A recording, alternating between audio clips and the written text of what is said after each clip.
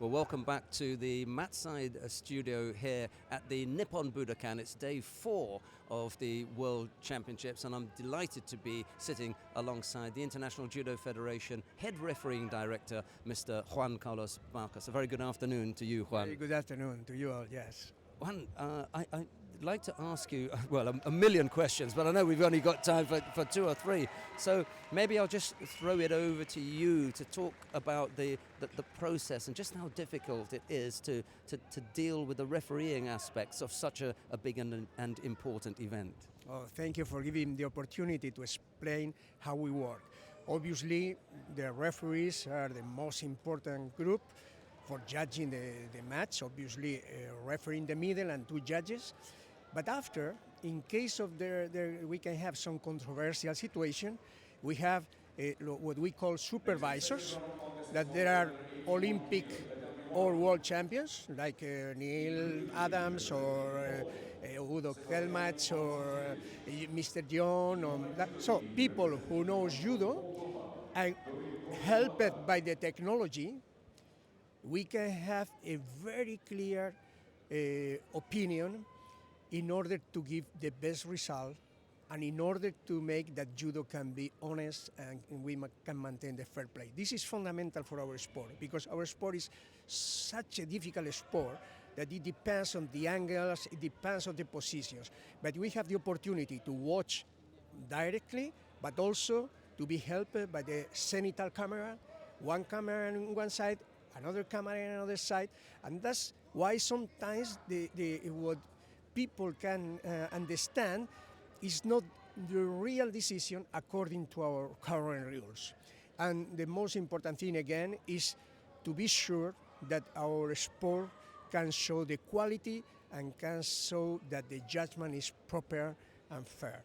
You spoke about the number of cameras and the different angles that have to be looked at, and is that why sometimes the decision-making process takes for what people think is that a little bit too long? Exactly. Some people ask why they don't give immediately the decision, but when we need to revise something, I can tell you that in 2-3 seconds maximum, the 3 supervisors, plus in my case as head director, or when Mr. Snyder is here as well, we make the decision immediately. But the TV needs some time to prepare the revise of the example, and this is because take a little time, not because we are not able to judge immediately, but because it's a question of technology matter. And I've noticed that from time to time the big screen, because it's not available at all competitions, but definitely at the bigger competitions, we get to see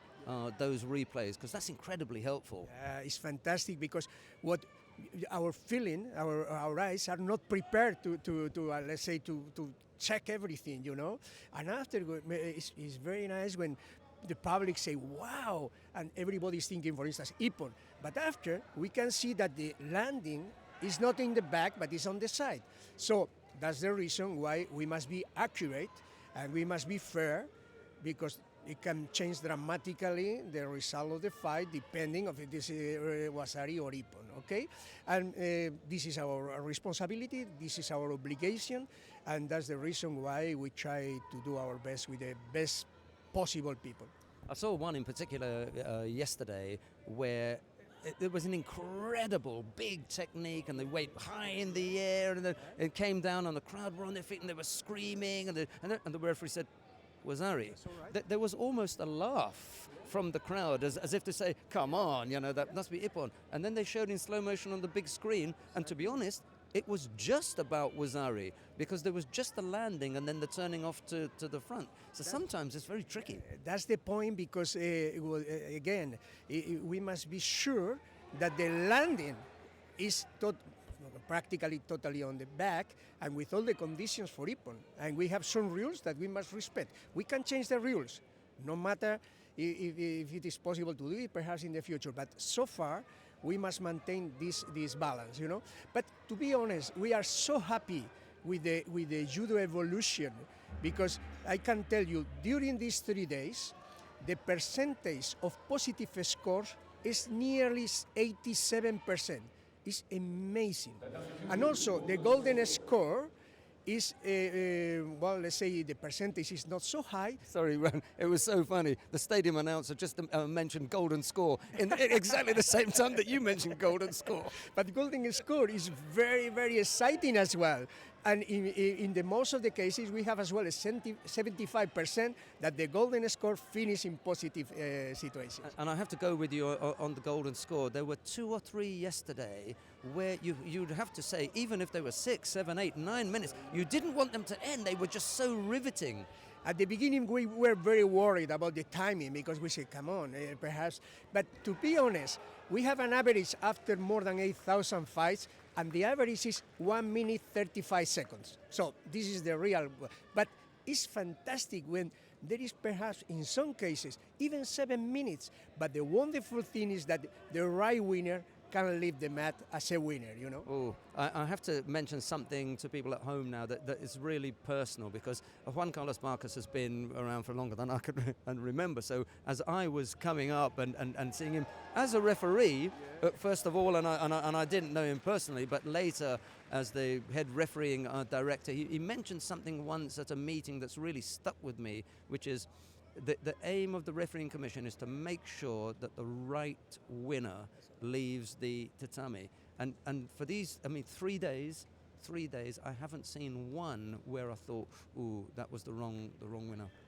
Well, you know that we have a procedure as well, that if some delegation, some coach consider that the decision was not correct, they write, let's say, some claim, and after we are obliged to revise this action in order that the coach can be convinced or not.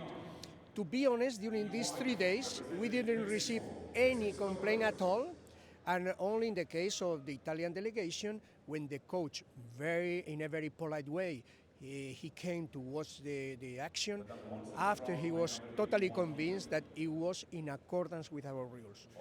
Because this is the most important.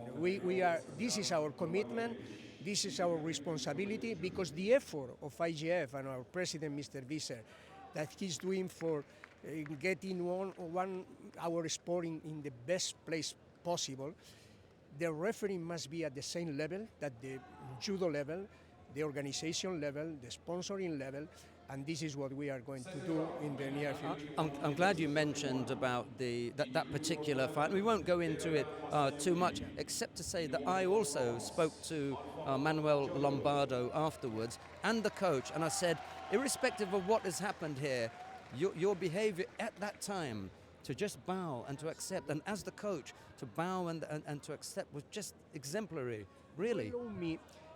This a little controversial decision that is, if you touch before and so on, we prepare this, not only the referees, in accordance with the Sports Commission, Education Commission, Coach, let's say, Players Commission, to make it sure that in some situations cannot be too controversial. You remember in the past some situations that it was for one, it was for the other. To avoid this, we decide, please, if somebody is using his back in a counterattack to throw the opponent, cannot be valid. Perhaps somebody is thinking, in the past it was valid, but our obligation is also to have an evolution in the rules in order to make easier for understanding, to make more clear for the good results.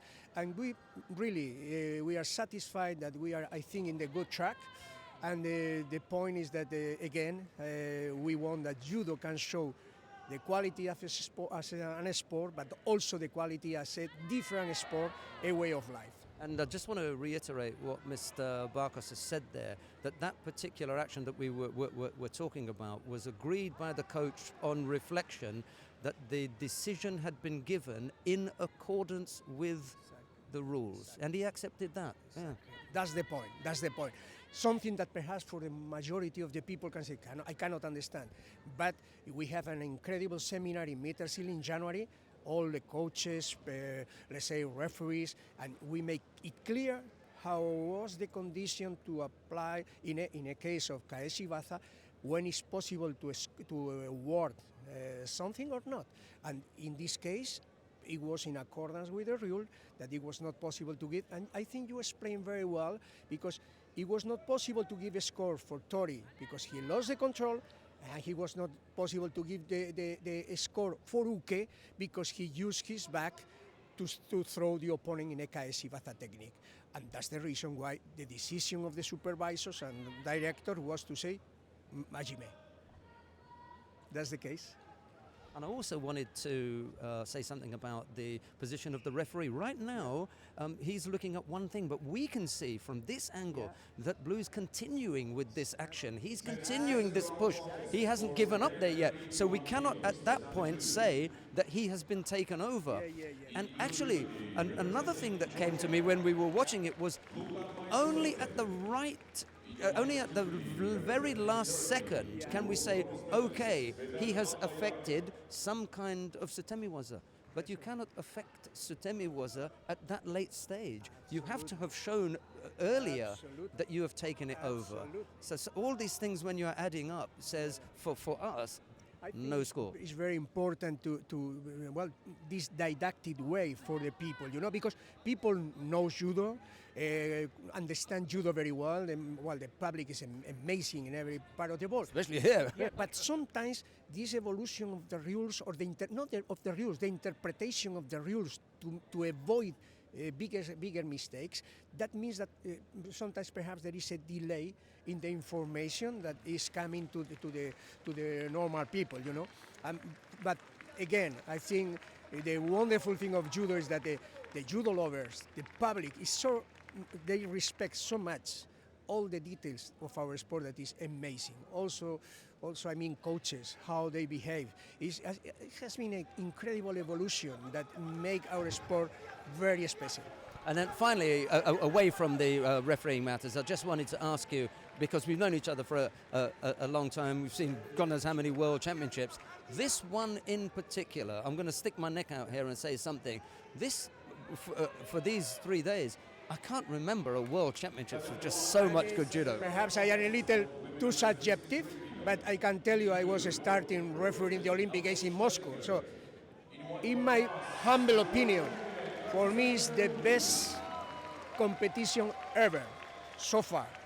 I can tell you from my heart. I am not trying to defend any position.